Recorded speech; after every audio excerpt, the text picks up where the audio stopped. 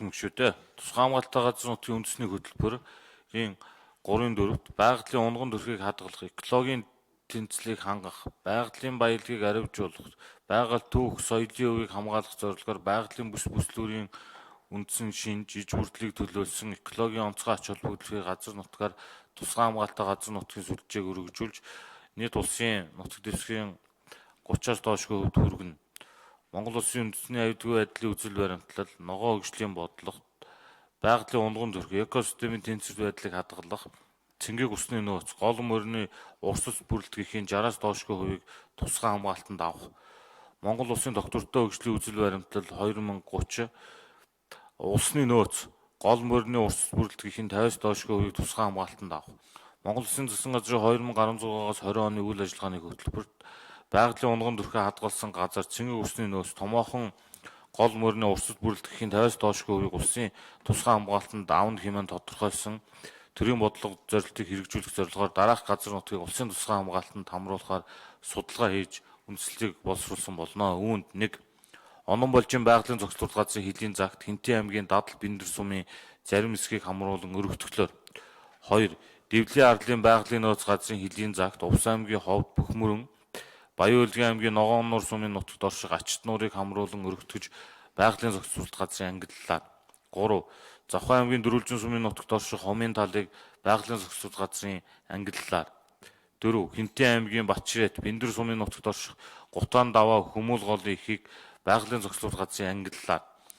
5. Баян-Онгор аймгийн Галууд сумын нутагт орших Хан уул орчмын газрыг Хангаан нурууны байгалийн зохицуулалт газрын өргөтгөлөөр. 6. Алтан гөхийн уулын байгалийн нөөц газрын хөлийн загт Ховд аймгийн Мянгад сумын зарим хэсгийг хамруулан өргөтгөлөөр.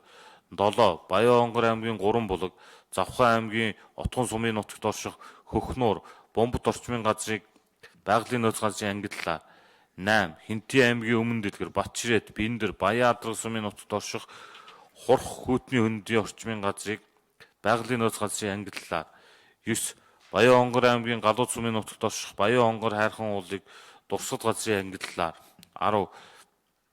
Орхны хөндийн байгалийн зохицуулалт газрын хязгаарлалтын бүсдэх Өвөр Хангай аймгийн Батүлзэл сумын төв орчмын 3108.92 га газрыг улсын тусгай хамгаалалттай газар нутгаас чөлөөлж хөлийн загт өөрчлөлт оруулах.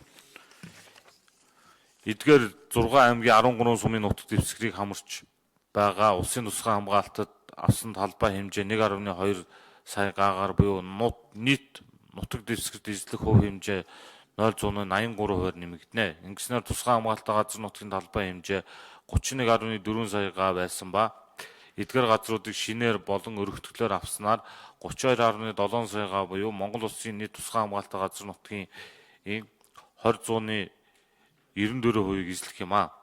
Онон балжийн байгалийн зохицуулалт газар, Хангаан нурууны байгалийн зохицуулалт газрын өргөтгөл хийгдснээр байгаль хамгаалагчдын тоог 5-аар нэмэгдүүлж улсын төсөвт 30.4 сая, Хомын талын байгалийн зохицуулалт газар, Ачит нуур, Дэвлийн арлын байгалийн зохицуулалт, Гутаан даваа Хүмүүл голын ихийн байгалийн зохицуулалт газраар тусгай хамгаалтанд хамруулснаар шинээр хамгаалтын захиргаа байгуулж жилийн төсөвт ойролцоогоор 294 сая төгрөг тусгаар байна. Харин байгалийн нөөц газрын болон дурсгалт газрын ангиллалаар улсын тусгай хамгаалтанд авч буй 4 газрын хамгаалалт менежментийг тусгай хамгаалалттай газрын нутгийн тухай хуулийн холбогдох заалтын дагуу тухайн орон нутгийн өөрөө удирдах байгууллага болоод засаг даргын бүрэн эрхийн хүрээнд зохицуулагдахаар тусгагдсан тул холбогдох аймаг сумдын байгаль орчны албад уг арга хэмжээ хэрэгжүүлэх болно.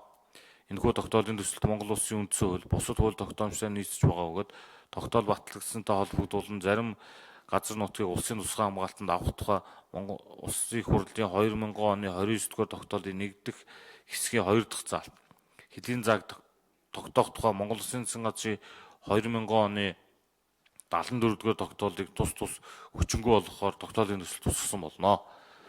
Энэхүү асуудлыг дэмжин шийдвэрлэж өгнө. Анхаарал тавьсанд баярлалаа.